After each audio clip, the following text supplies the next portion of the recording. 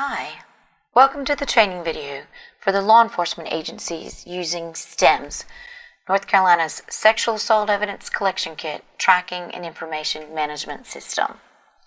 In this video, I will demonstrate how a law enforcement organization user would log on to this system, accept kits that have been sent to them from the medical facility or returned to them from the laboratory, and process those kits in the in-between steps. This is what the web page looks like. You need to be a user in your agency. Each agency will be assigned an administrator. An administrator has additional abilities. They will be given a passkey, and they will also be able to create new users. Also, users can self-register using this passkey. I'm going to demonstrate that. From the web page, you would click on Login in the upper right. Since you don't have your username and password yet, you'll click here where it says Register Here. You'll enter the required fields. Also enter the passkey that's been shared with you from your administrator and click Save. When you click Save, this information is sent to the administrator of your agency, who will then verify that you're an authorized user and grant access to this username and password. I'm going to log in as a law enforcement officer. I'm going to use Alamance County Sheriff's Office as my demo. You can see when you log in, there are 6 tabs here. We call this our dashboard. These 6 tabs will be the categories that your kits can be placed in. So from these categories, we see incoming, pending submission, at lab, analyzed, not meeting criteria, and anonymous and reported. Our tabs are fairly self-explanatory, but we're going to walk through each of them and show you when it starts here, where it would go from there and how to enter in the information that's required from a law enforcement user. So the first tab is incoming. These are going to be kits that have been sent from a medical facility to your agency. So they've been collected, ready to be submitted to the law enforcement agency. So you have certain information that you have to put in to the kit that's associated to the serial number. Also in the incoming tab, anything that's been analyzed by the laboratory would then again be returned to you and would also show up here. We can see that everything pending here at the moment is new cases coming in from a medical facility. We're going to receive a few of these kits. There's a couple different ways you can receive kits. You can click on the kit individually, and that will open up a screen that will show you the last action that was taken with this serial number. You can also, from this screen, see the actual timeline or chain of custody. Again, this system will not be used for actual chain of custody, but that's what we best understand it to be similar. You can see pictorially how it works, or you can see it lined out with words. I'm just going to click right back to the kit, and we're back on that original screen. I can also receive this kit into our possession. Again, it defaults to Alamance Regional Medical Center because that's the agency that sent it to us, but this is an editable field. If there was a middleman that brought it to you, you can say who you received it from. Today's date, again, defaults to today, but it is editable. Say someone forgot to do it yesterday. You can click on this and bring it in as yesterday. But it cannot go forward until it has been received. You can't do anything else with it in the system until you have received it. So let's receive that one that way. And that was from clicking straight on the kit. You can see we can click these boxes and it can select them individually. We can select all. We can select none. We can also free text. So again, it defaults to that bit of information that's on our line. But we can say that we're taking in a set of kits all at once here. And when we hit receive, we're going to see this. It's more of an informational. It's not an error, but it's letting you know there is an anonymous kit in here, and it's letting you know that it won't be moved to that pending tab that you're used to seeing everything. It's being moved to the anonymous unreported tab. We just wanted to make sure that you were aware where those kits would move when you receive them. So I click receive, and now incoming is empty. So let's go ahead and look. There was a couple that we received right now that were anonymous. And we can see bits of information that can be entered on this kit. So these boxes, if you assign a case number, you can enter that information.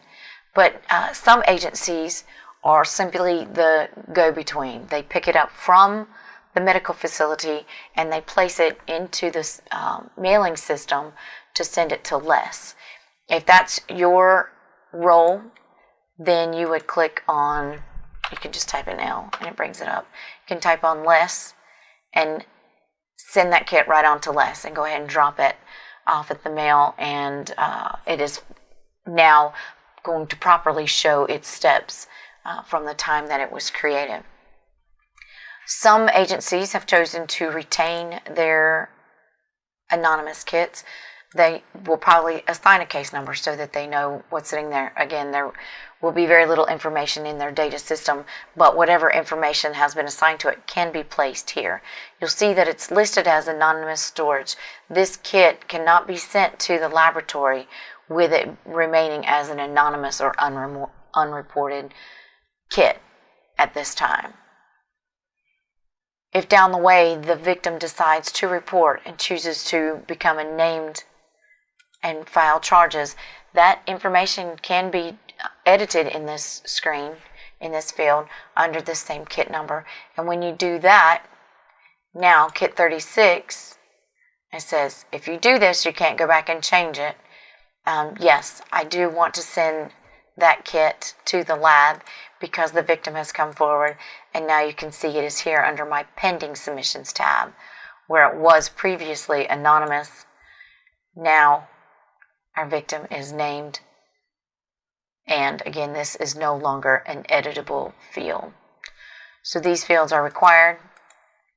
Now I can enter part of the information at this point. Maybe I don't know what the case number is. I can hit save. It will save it. If I go back to this same kit, though, and say, okay, I've entered my information, I want to send it to the lab. No, this is not an option until you fill in all the required fields. Okay, back to the pending submissions tab. You can see all these kits that are here that are in the pending submission, and here's our status. So certain kits have information added to them and are ready to move on. Others, our required fields, are still left open. So let's look at some of those. We can click the radials here and click edit, and it opens to this field of required fields. Or from the dashboard in this pending submissions tab, you can simply click the kit number and it'll open those same fields. Here you can see the required fields. Again, you place your information in the box and select your current investigation status. This is editable the entire time you are in possession of the kit. When the kit goes to the laboratory, you won't be able to change this, but you can change it when it's returned to you. If it meets submission requirements, you click yes, and you send it to the lab. If you get here and you try and send it to the lab, you'll see that send kit to lab is not an option. So what we need to do is hit save. There you go. Here's your attaboy. That is when it's in the green, that means that whatever you tried to do was done successfully. So now you'll see that send kit is an option. We're going to say send it to a forensic lab and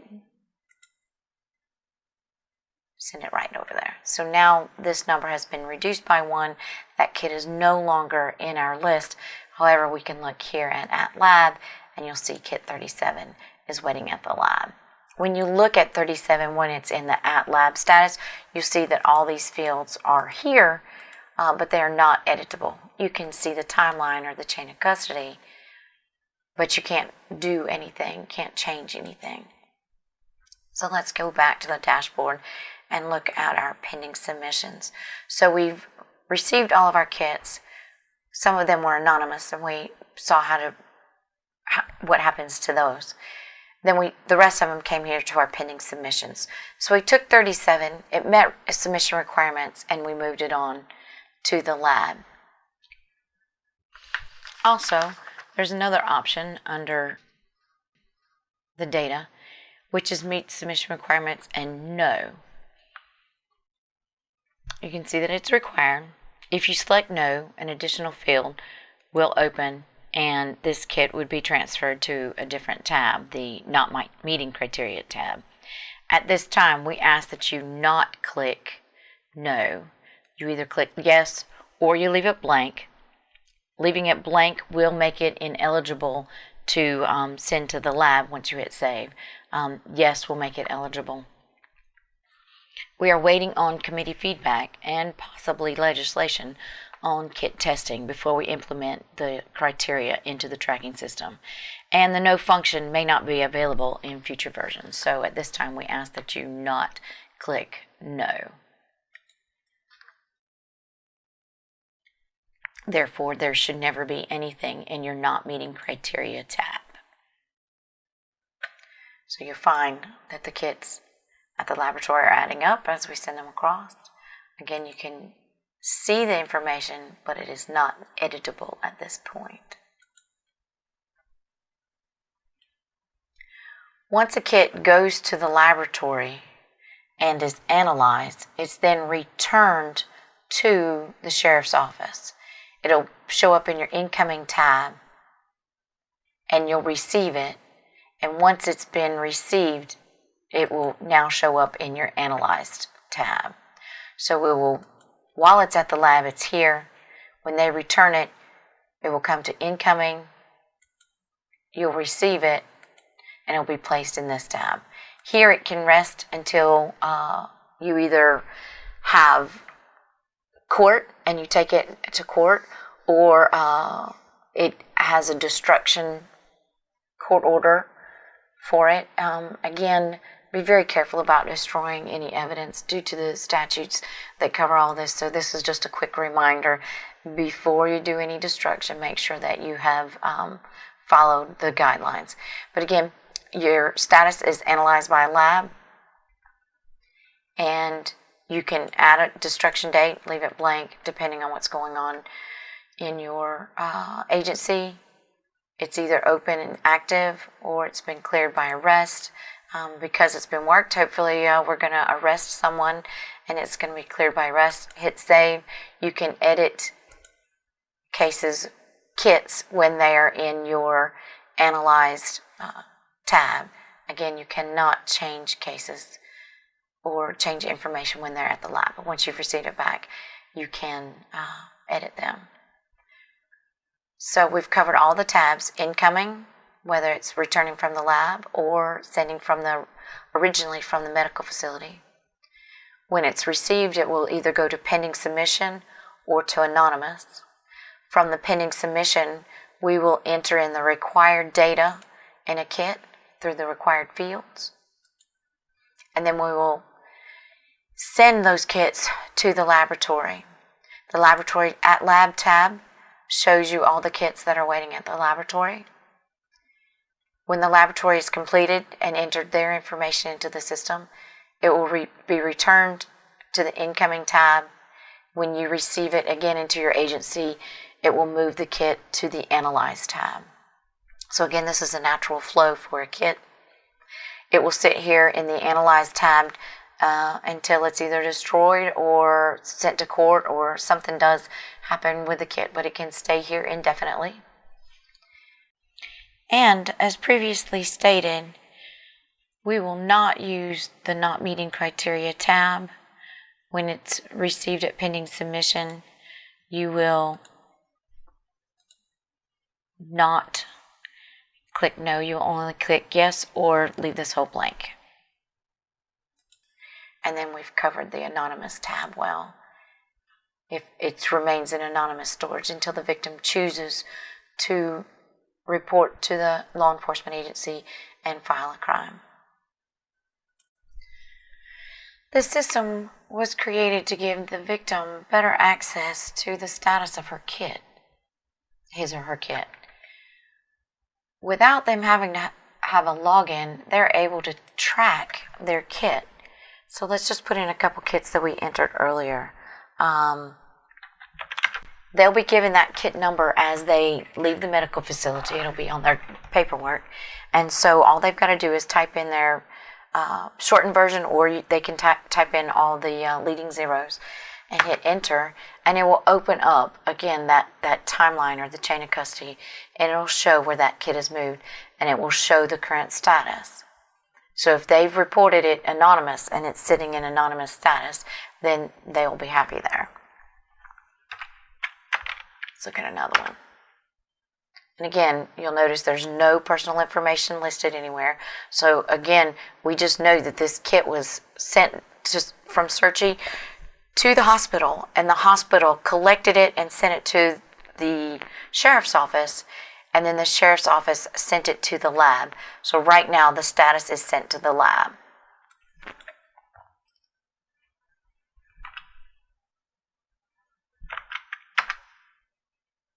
We can see that this one, the information has been entered, but it's ready to send to the lab and has not yet gone to the lab.